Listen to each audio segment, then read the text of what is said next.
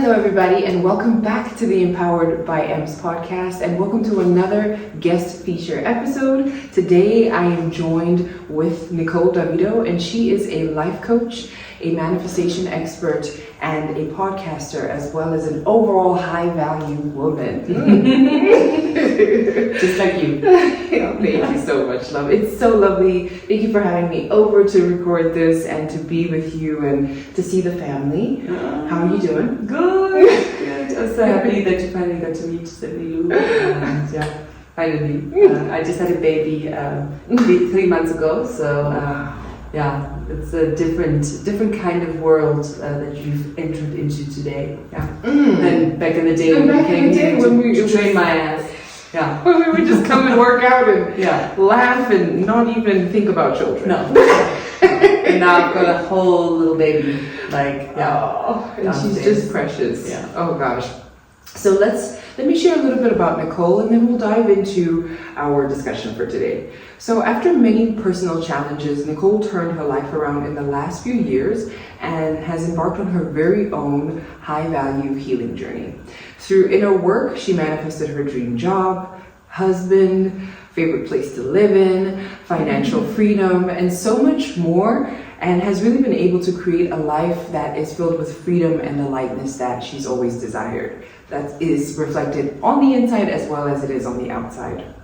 Her vision as a coach is to help people break out of the cycle that they've been running through, that has been running through many ancestral generations. And by doing so, she encourages them to really step into their power, recognize their own privilege, and also become their very own manifestation king or queen, which I love.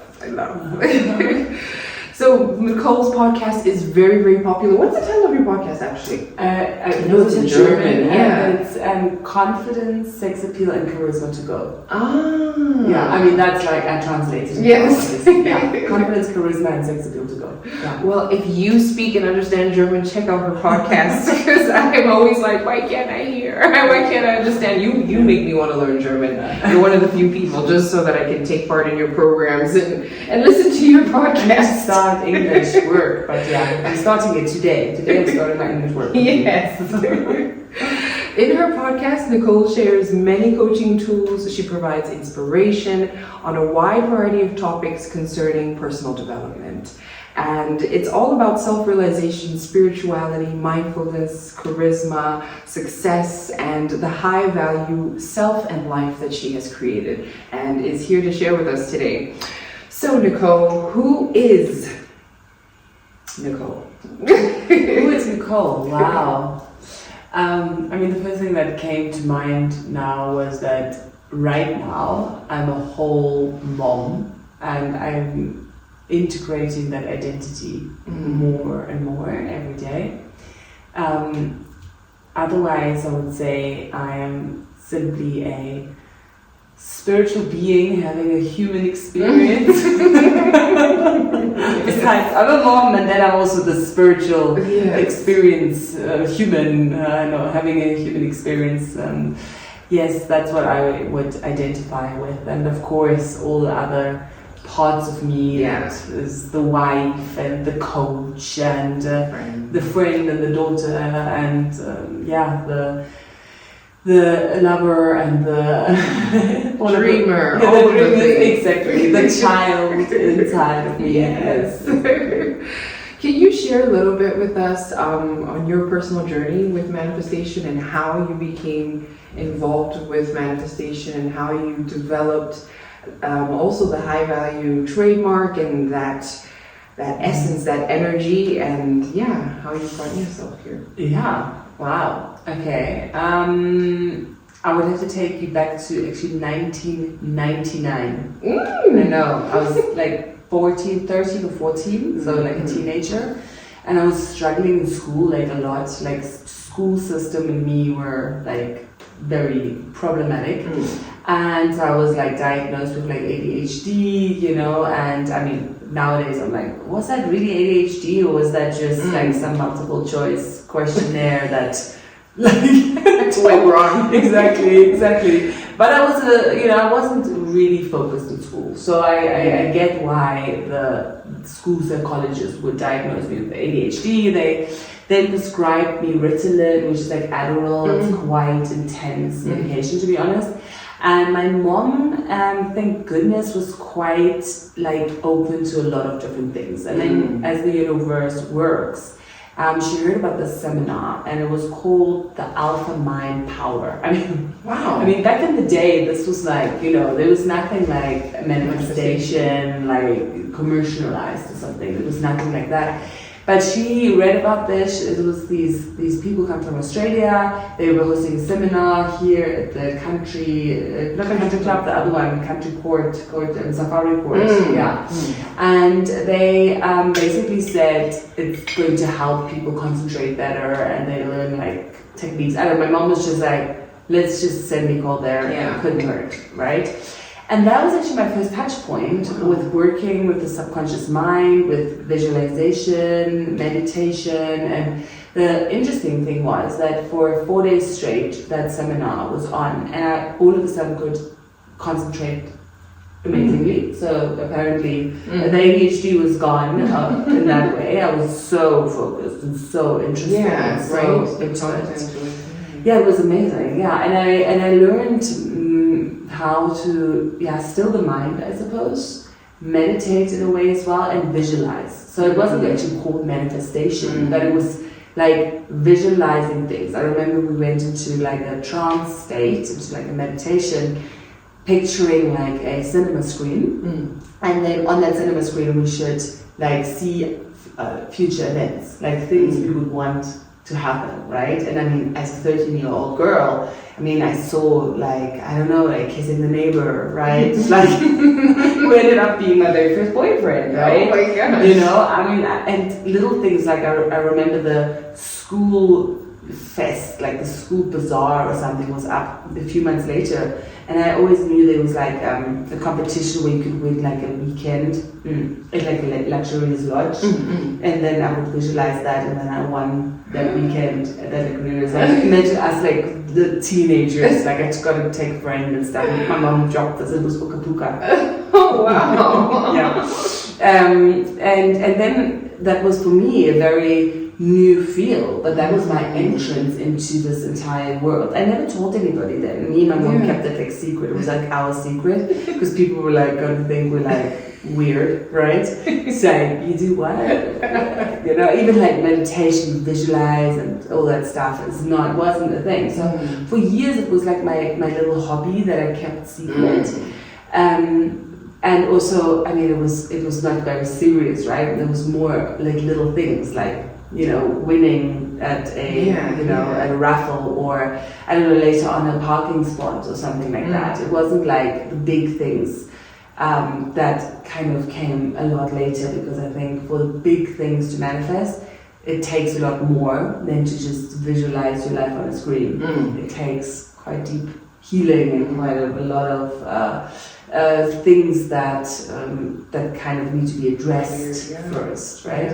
But that was my first touch point. I mean, by the time when The Secret came out in 2008 or something, I was very much, I was like, oh yeah, of course, I know this, right? I was very aware of this kind of work and practice and stuff, Speaking of The Secret, I want to know, is that movie really just what we see on YouTube? Because I've looked for it and I thought I was watching the wrong thing, because it was just a bunch of people just talking. Yeah. Is that It's that bad.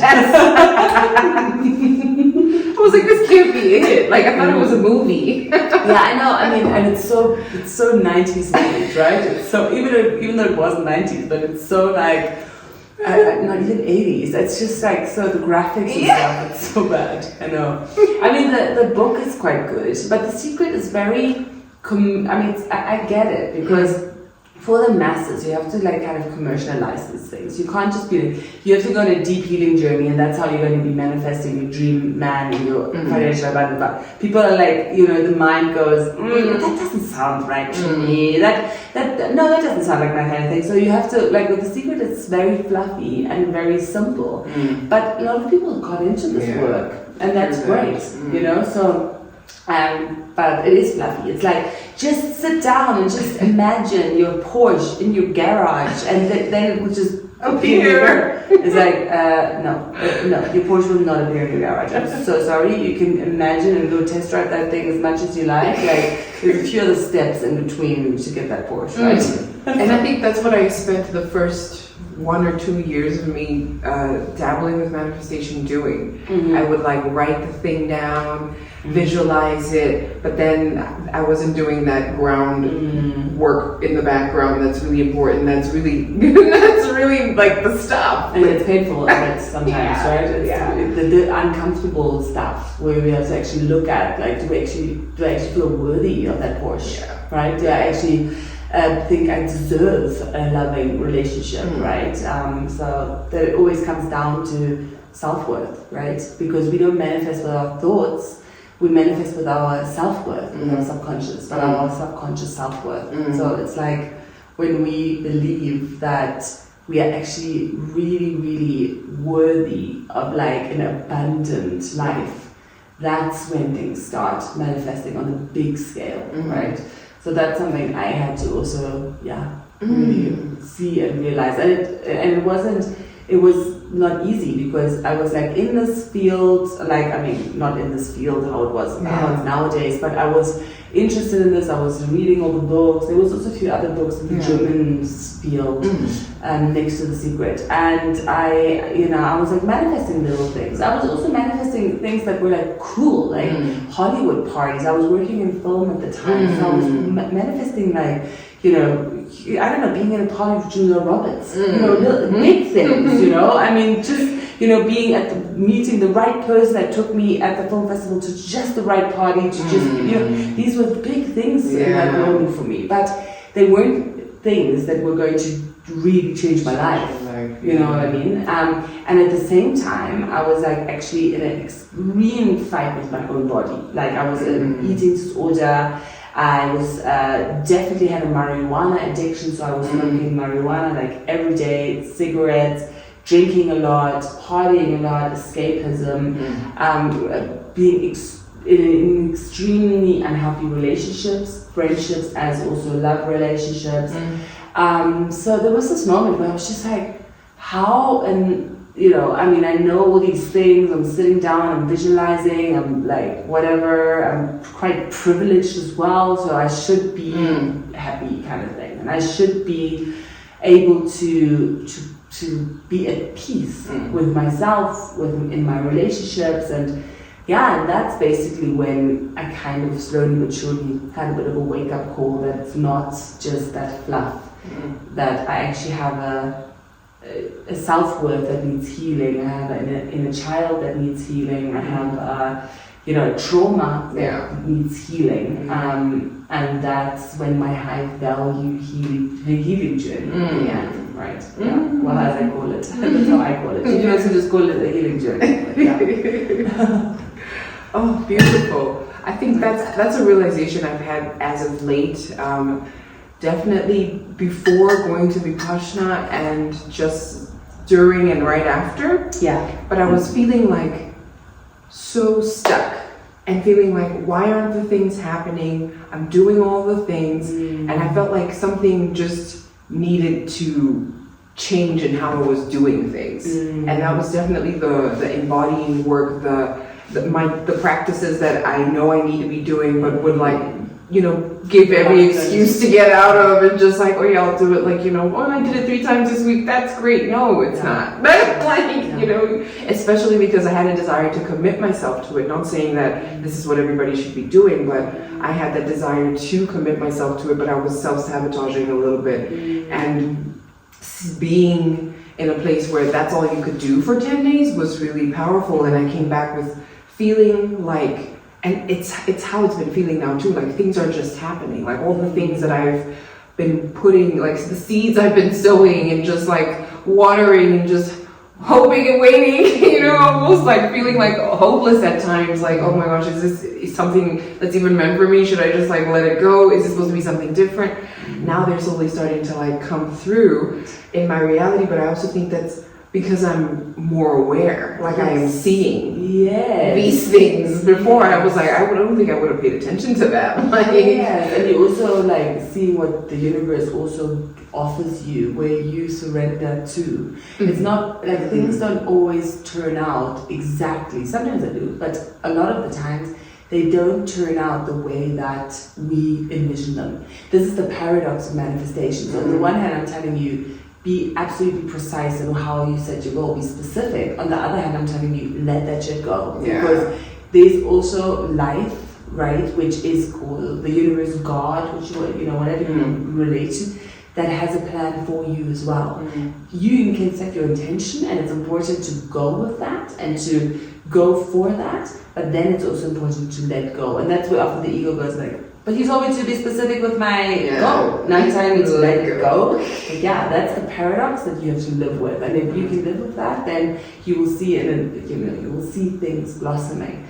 And another thing is we are extremely impatient, right? Extremely. I mean, if you look at success, for example, if you look back to people who were a generation or 2 generations before us, how they built success, it was over a long period of time. And the problem is that we're living in this fast-paced Instagram world where you see all these millionaire 25-year-olds popping out that are chilling on Bali, where you just like, oh my, yeah, okay, I need to be that, I should do that. But I am a big believer that things take time. And if you look at what you're doing now, and obviously sometimes you have your doubts, and that's also all part of entrepreneurship and the journey and stuff. But, if you will do this until you are 50, 60, just see, life is still, you're building something, baby step at a time, right? I mean, if you really look at it, sometimes we start our businesses and then like 2 years in, we're like, excuse me, hello, wait, what? Whereas when you speak to the older generation, they're like 2 years in, I was in like the deepest debt of my life, blah, blah, blah, blah, right? Even big companies nowadays that, if you look at Steve Jobs, if you look at his story, I mean, Apple, right? How long they actually took to build this, right? Even years of failing and working from the garage. And I think it's sometimes in our generation, it's like this impatience where we can always come back to Vipassana, be aware, equanimous, be like, okay, I can tell my mind going like, why is this not happening? And then coming back into the moment and being, oh, okay, well, let me be actually quite aware here, what's happening, and reevaluate. And operate from that place. Exactly. Oh, such a power that is. I think that's a life skill that they need to teach in schools. Oh, what is happening? But then you would have so many empowered people that would be a bit too wild. It would be, it's a problem for the system. The system's like, hell no, let's keep these mofos small so that, so that we can control them, right? I mean, school, look, I've got to have my problems in school because I really didn't enjoy school, and I had diagnoses left, right, and center. But if you really think about it, what did we learn in school? We learned to answer to questions where the answer was given to us that we had to kind of learn off our hearts. It wasn't really promoted, right? To think innovatively, to be like, what do you think about it, Nicole? Like, nobody ever asked me that in school. What is your feeling and thought on this? It was more like, what does that, old white guy say, in that book that was written 50,000 years ago, and this is the correct answer to that question. And that is a problem for me, because how are we going to be changing the world, if we are going to use thoughts of one single human, mainly male, this is another thing, that, and American and white, how, and this goes for every subject, how are we going to actually, change anything if we are constantly kind of told what to do and how to do it? And that's why school for me is like, no. Wow, I've honestly never had that perspective. It's almost like you were just regurgitating one man's thoughts, like you put it, and it's just, we're little puppets. Yeah. And I'm always, and even when I was like a little girl in school, I would always ask myself, who said that? Why? Like, who said that? Like, who made that rule? Like, why is it like that? You know, that makes no sense. I mean, that's just one opinion, especially when it comes to the arts, or when it comes to the languages, and you know, So, but it's okay. I'm not. Yeah, no. I love this perspective because I had the completely different, opposite experience where I just took in whatever I was told without questioning. Yeah, I mean, that took a while for me to develop that awareness to see that, oh wait, like I can't, like some of this stuff just like, and I have the authority almost. I almost felt like I didn't have an option to reject. I just had to accept whatever I was being told. Yeah, and I mean, look at now your own business, because for our own business, this is really hard because like we are so programmed that we have the answer to everything, because somewhere the answer is to be found, right? So the problem is, however, that the answer is not to be found like when it comes to your own journey, right? Because you have to kind of find your own answer. Like it's not, you know, like we are constantly looking for somebody also to tell us what to do. And if you have your own business, nobody's going to tell you what to do.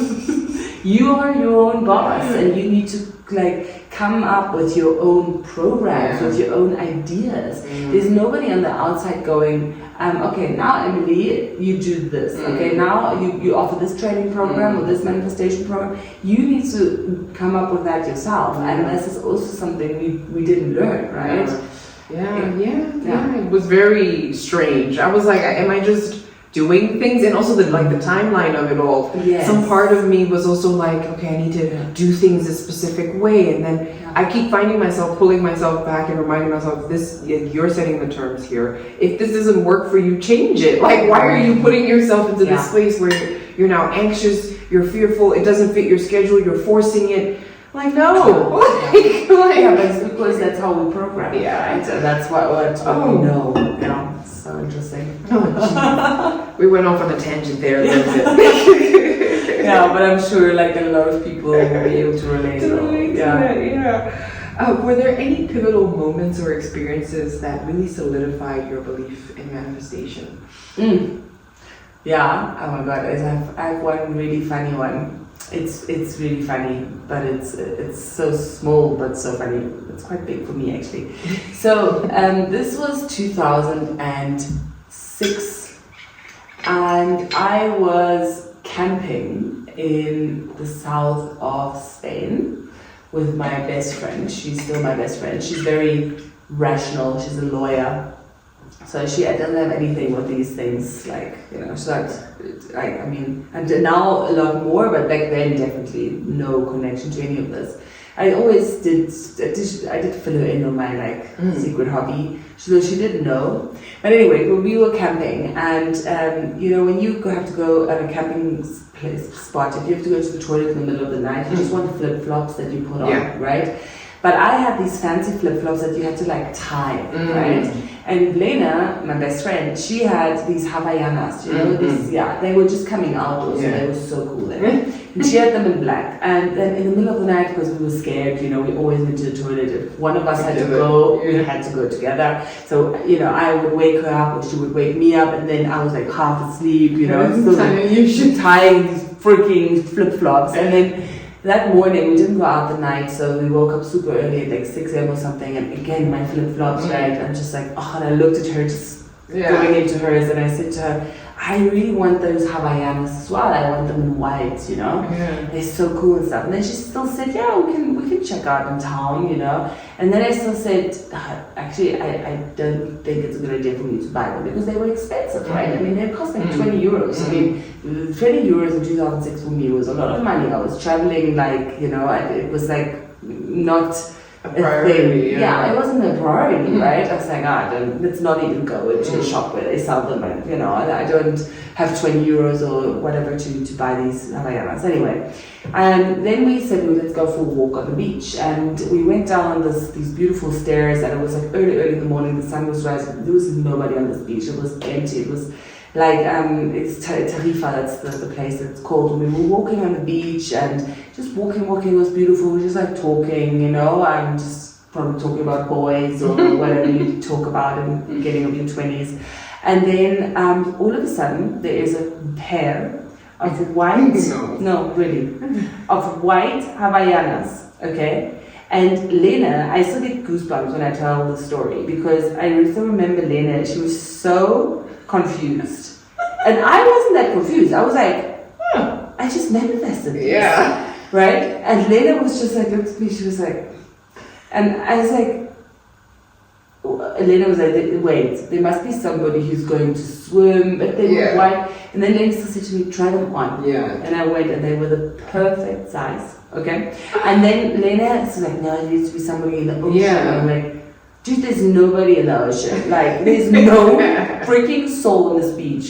This is like, until this day, one of these moments of my life, I will never forget it. I had these Havaianas. I mean, I still have one of them. Eventually they broke. I mean, this was almost 20 years ago, right? But yeah, that was one of the moments where I was like, whoa, exactly. Whoa. And now when I hear, like, obviously from now I've done so much work with so many different mentors and teachers, like, I mean, like just listening even to their YouTube videos or whatever. And a lot of them, like Wayne Dyer or even Dr. Joe Dispenza, they have like stories like that, like a story where just things kind of appear out of thin air and your mind goes, excuse me, what? Yeah, but that was definitely a moment, one of many moments, but it was a moment when it was so surreal. And until this day, Lena and me talk about it because it was the most weirdest, imagine. That is so a white pair of Havaianas. Yeah. in the middle of nowhere. Yeah. I don't know what I would do.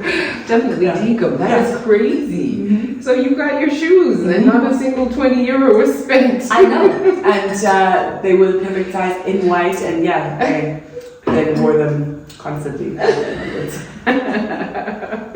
So what would you say manifestation is really all about? What is the essence of it? What does it come down to? For a layman to understand, but also not like the fluff, you know? Give us the real stuff. Okay, I think it's important for everyone to define manifestation for themselves. Yeah, exactly. So I personally would define manifestation as something appears in my kind of thought process, right? Something I have an idea, I have a vision, and eventually I can actually experience it in my physical reality. Like me saying, I would like white Havaianas, and then 2 hours later experiencing these white Havaianas, meaning I can touch them and feel them and smell them and have experience them with my senses, and everything you see around you is manifested in some way because somebody had an idea of creating a iPhone, or a laptop or a water bottle, right, or glasses or a necklace. Everything is manifested in a way. So that is for me how simple it is. I think people make manifestation extremely complicated by thinking it is this out of worldly, very spiritual, and manifestation can be spiritual. I mean, I'm very much on my spiritual journey, but it's also just creating something from your ideas, right? This is it. You manifesting even your lunch, right? You got an idea around making yourself a tuna sandwich, right? And then you go into the kitchen and you create yourself a tuna sandwich. I mean, I use the word manifesting all the time, but sometimes I also tell people, if it doesn't resonate with you, just say create, right? I'm creating my dream partner, my sandwich, right? You make it so nonchalant, like, oh, I can create my sandwich, so I can also create financial abundance, right? Like, it's that simple. You are also always manifesting. It's not only when you sit down in that meditation pillow and you're like, oh, am I visualizing this correctly? You're manifesting in every moment and every day. And I think that is what manifestation is about for me. And I think what is the most important thing, if you realize that and if you take responsibility for that, if you say, I am creating in every moment and every day, that hurts sometimes, because that means you're also creating a lot of shit for yourself, right? So every drama that you are experiencing, you know, that's also partly manifested by you, because you co-create your reality in every moment.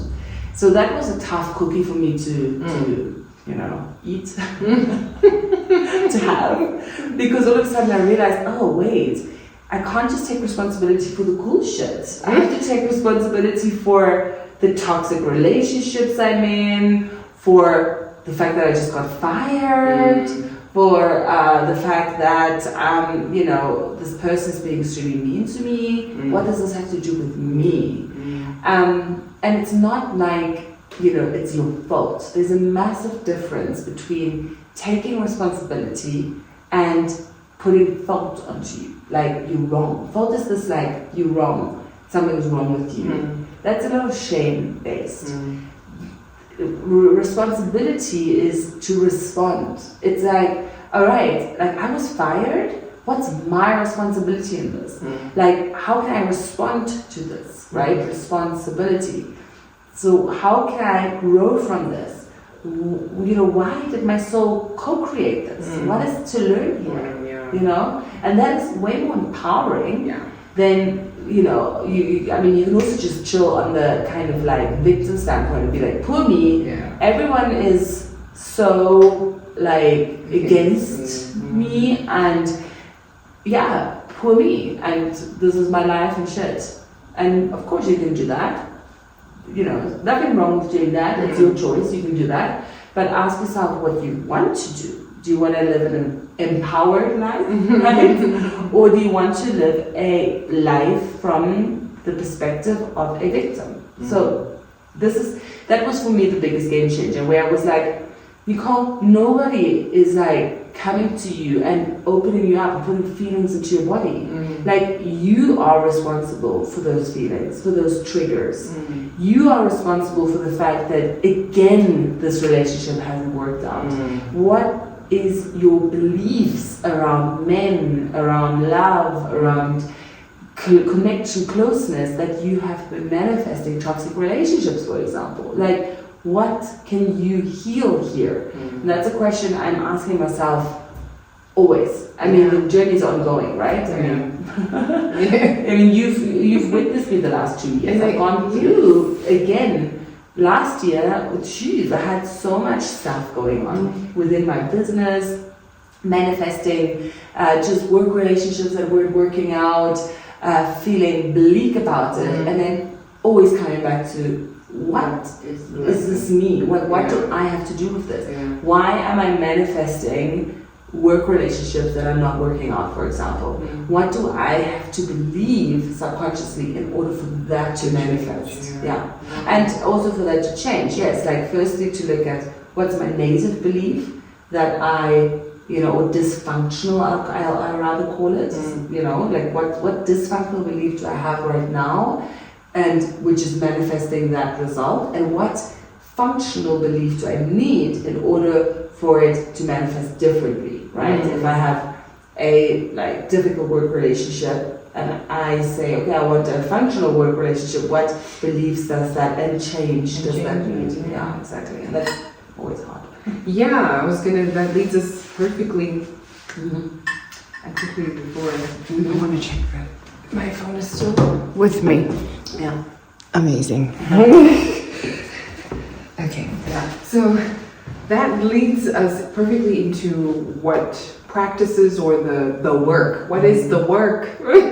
And how do we do it? I love that question. I think it's such an important question, because it's the most important question and thing. It's the work, right? The practice, the actual spiritual practice. Or you don't need to call it spiritual practice. If you're not into spirituality, just call it like regulating your nervous system, right? Because you can only manifest successfully if you have a regulated nervous system. There is no two ways about it. And that sounds so unsexy. People want the bling bling and the magic. I'm like, sit in stillness. Go and do HIIT training. Go and cold shower, right? Go and hug a tree. Connect to nature. Take deep breaths into your belly. Signal to your body that you are safe. right? Because why do you want the money? You want the money not because of a number on the bank or a kind of piece of paper in your pocket. You want the number in your bank and the piece of paper in your pocket because of a feeling. That's why you want money, because of a certain sense of safety that it gives you. So how can you create a certain sense of safety every single day? Then you will manifest the money. And this is something that I have to also remind myself every time. It's like, I want the growth of the business. I want to, like, you know, go and holiday there, blah, blah, blah. Why? Because it gives me a sense of freedom. Right, okay, how can I create freedom in this moment? And that's where your practice comes in. Your safety comes in by regulating your nervous system. So, I mean, that's for me something I do every day. A cold shower, I shake out my body. I do that a lot because, especially now being a new mom, like, you activate it a lot, like, because it's all new. You don't sleep like you used to. You don't, you know, have your go-tos as you have normally. You know, I can't just get up and go to yoga class. Or hike, or Exactly, it's not the same. So I need to, like, do things. I shake out my body. I just stand like an animal. When an animal just had a stressful situation, what does an animal do? Just shake. I do that a lot. I tap. Another great tool is called orienting, which is basically where you just, everyone can do that now. It's like, look around the room that you're in, and you just notice the shapes and the colors and the textures, and you, like, literally just move your neck. It's also important to get movement in your neck. And you can also do, while you do that, you can do like a bit of bilateral movement. So you can, like, tap, for example, it's the butterfly grip, which allows you just hook your fingers and you just, and automatically your body is already, you know, winding down. So that is somatic experiencing, which I do a lot. You know, even just touching my body, grabbing my body, getting back into the body every time again, because we're so, like, identified with our thoughts. It's either, you know, like, the past or it's the future. But we have only the now, and we can only create from the now. This is just, unfortunately, it always comes down to that, and it's that simple and it's that hard, because our mind wants to constantly control. So it's like, let's go into the future so we can control the outcome of our lives. So let's, like, you know, future trip, and, you know, think of the worst thing that could happen so that we are safe when it does happen. And it's like, come back into this moment, and that takes work. That is, and, you know, that takes awareness, mindfulness practice, meditation. I mean, whatever your thing is, right? Find your thing. You know? Like, for me, it's definitely when I'm super activated, I go into ice cold water. That is my absolute go-to to regulate my nervous system. I take ice blocks, I put it in my bathtub, I lie in the ice, for example. I take a cold shower. I definitely did Vipassana as well. I'm a big fan of Vipassana. There's, for me, nothing more powerful in terms of meditation techniques to just observe the sensations that arise, and that then will also pass away, right? But it's important to stay with those sensations in the body and to not rationalize, analyze, interpret them, because that's what our mind does. Our mind is like, well, there's anxiety, so let's analyze why there's anxiety. And that is the problem, because then the anxiety gets stronger. But if we just shift our focus on the body and on the sensations, and we allow those sensations to be there, that sensation of anxiety, it actually passes after a while. But it's also really uncomfortable. It sounds so magical. Yeah, exactly. So even now doing it, I'm just like, because at the moment I'm actually constantly a little bit activated, because it's getting better because it's month 3 of being a mom, but it's definitely like so new that I constantly have to kind of feel my sensations, my body, stay present, not obsess, because otherwise I'll spend my days on Google the whole time obsessing, like, am I doing this correct? You know? Yeah. I love that. I was just gonna say, how has like being a mom and all of that new energy that has brought, this new portal that you've stepped into, changed or not changed, enhanced, enriched, your practices, what you think about manifestation, how you view the world, business, just tie everything in, the marriage, your relationship. Yeah. I mean, firstly, the manifesting of Sydney Lou, that was a very magical process. A very spiritual experience around like really communicating with my spirit baby, then very conscious conception. I knew the moment we conceived, I told Max about it. It was like, really. It was actually funny because then, like that day, we were actually on our honeymoon in Mozambique. And I was like sitting there and I was like, babe, can you pass me that? Can you bring me that? I was like bossing him around. And he was like, Nicole, can't you just get up yourself? I'm also like lying down. I was like, I'm pregnant. And he was like, what? Yeah, but then it was really, I could see that green light that I was communicating with before. I saw it coming in, and I was like, we just made a baby. And he was like, what? You know, Max is sometimes with me. It's I think a very interesting relationship with him. Right. Sometimes. Yeah. I'm sure Abid feels the same. Yeah. It's like, why can't we just have a normal woman, like, you know? Who doesn't disappear for 10 days straight to go and sit, you know, in stillness somewhere. He was so confused by it, but very supportive. Yeah. And probably really inspired or like interested in the end when he came back. No? Lots of should I switch on the curiosity? No, don't worry. Yeah. Okay. Are you fine? Yeah, I'm fine. Yeah. Okay. Yeah. Okay. And with business? Yes. But how has it changed me? I'll get back to your question properly. So I think it's been, I mean, birth was also very intense, right? I mean, I manifested also, my birth was a very big manifestation for me because I was very adamant to not go to the hospital. Very. There was a part of me, I don't know if it's past lives experience, but there was just a very clear hell no, right? So in the end I birthed my baby underneath the tree in this garden. Yes, and it was a very beautiful, very aligned experience, and for me it was very important.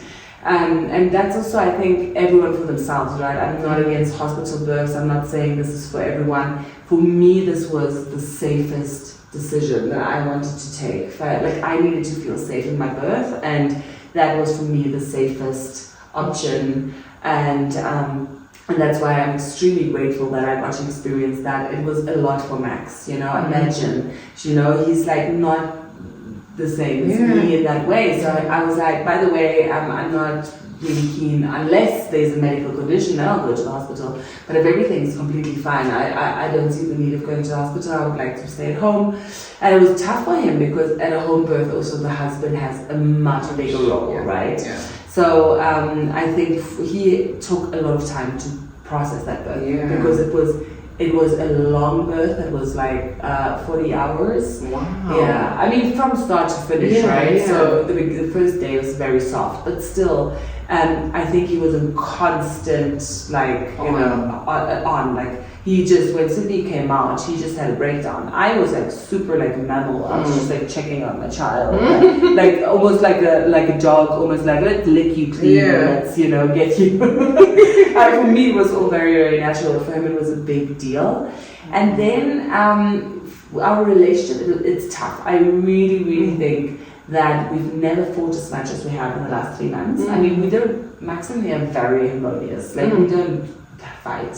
I mean, now also I don't know, some people, it's not like fight that we, I don't know, scream. It's probably not even what people would think fighting is. Yeah, but it's definitely like quite argumentative and quite like boundaries need to be communicated, needs need to be communicated. So it's a whole different ball game around that. There was definitely a lot of like trauma that came up for me, because I struggle communicating my needs, as women often do, right?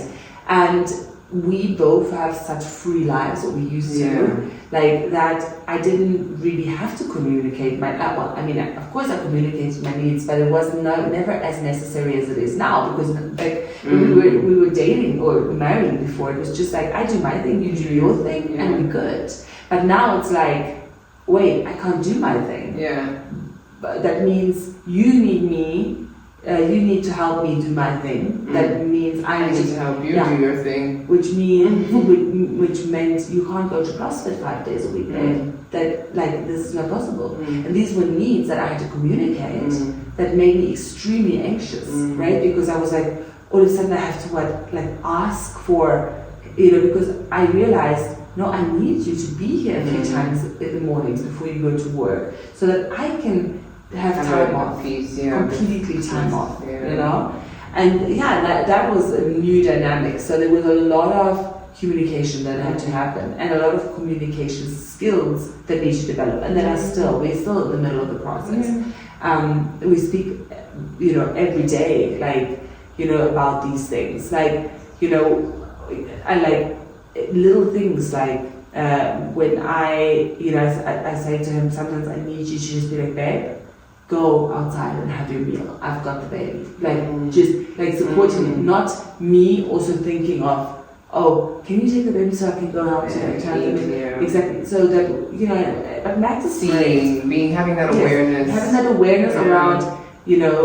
Also the mental load that us women carry. It's not just that we're home with the baby. It's also that we have the mental load of everything that involves the baby, right?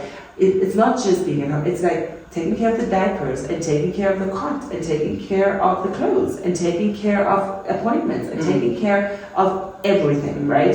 And that, like, men, they don't have, breastfeeding, another thing, right? So we are constantly, women do a much bigger job when it comes to the children. Especially in newborn stage. Exactly. Later on, it's a lot easier, but So it was a massive, it is definitely a challenge in the relationship, and it's a beautiful new chapter for us, right? It's a beautiful way to strengthen your bond, and also get to know each other better, communicate also on a level that is just like you've never had before. Exactly. I think that's something my husband will also learn when we venture that direction, because I'm always like, it's the small things, like small day-to-day things. I'm like, just like say something. I think it's going to be even more important to say something when there's a little person involved. Absolutely. And we want to break that cycle and model our children like healthy relationships. That doesn't mean that it's a perfect relationship. Of course not. It's just a matter of like communicating needs and boundaries and things that work and that don't work. I mean, and that's something I didn't learn. That's something, my trauma is coming up because, for I learned women should just suck it up. And, my mom did not ask my dad to work less she didn't, because for her it was like, that's my job. I'm running this show. It's like, I have to, take care of the kids. So, like, I grew up with that. Max grew up with his mom doing exactly that as well. Right? She was just like with the kids, and his dad went to work. And I'm like, no, I've got also my business, and even if I wouldn't have a business, who cares? Even if he would be the sole earner, okay, even if, then I wouldn't care. Even if I want to go out into the garden and look at the flower for 5 hours, I have a right to do that, because then I also realized that I was like, I have to work. I want to run my business. I also want to make my own money, blah, blah. And then all of a sudden I was like, wait, actually, who the hell cares? Who the hell cares? I'm not going to put my work in front of me. I'm just going to put the need that I need time as well, right? Regardless of what I want to spend that time with, even if I want to just sit in the garden, because even if I wasn't earning any money, I'm doing a full-time damn job. Every single woman is who's having a child. They're having a full-time job that should be freaking paid for, right? From the state, okay? Really. She's not wrong. No, like as women, we like, I got another form of respect for women. We like powerhouses. No wonder they're trying to keep us small, these systems. They're like, hell no, let's not put women in power, because then, this world could actually be like changing, and then we would make less money, and maybe more people would actually, be kind of equal and whatever. Yeah. So, but anyway, in a business, business is so amazing. This is so cool. This is when the work pays off. I can tell you this, because I've also been on it now. I mean, my coaching business started properly in 2018. So this is a long time, right? This is like now going into my sixth year in business. Yeah, and that pays off now, right? Because now I can launch a program, and I know that at least 100 people will be there, right? And then, if I make it, if I have that at a certain price, then I can obviously really make a good living of it without working all the time. So the groundwork is definitely done, and that's why I am extremely grateful for being able to continue working while being a mom, because it's also a vision, right? I also want to change like the whole world. So for me it's important, but I don't have that little hustle anymore. I have like a certain base that now is paying off, right? Which is really beautiful. The systems are there, the funnels are there. It's just a matter of rinsing and repeating, and just infusing your magic as you're growing and learning into what you're sharing. I'm so inspired by you, especially with what you've done since we've met and since I started training you. It's just been so cool to watch your journey, to watch you grow, to watch you create and create and create Cindy Lou, and just all of the magic. It's just very inspirational, and also the fact that speaking to you is just really fun. I love being in your energy. Well, we it's always one frequency that we met on, right? She manifested me, and I manifested her. So just to close up, from your experiences and your expertise with manifestation and all of the things, even relationships, what would you say is, or what advice would you give to the audience for them to live a more empowered life?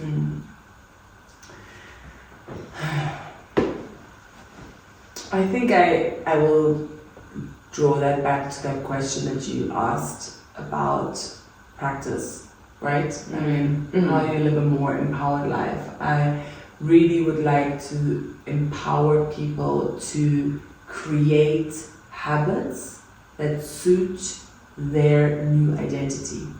I always say a high-value woman has high-value habits. And, we are now in January, and we love setting goals for the year.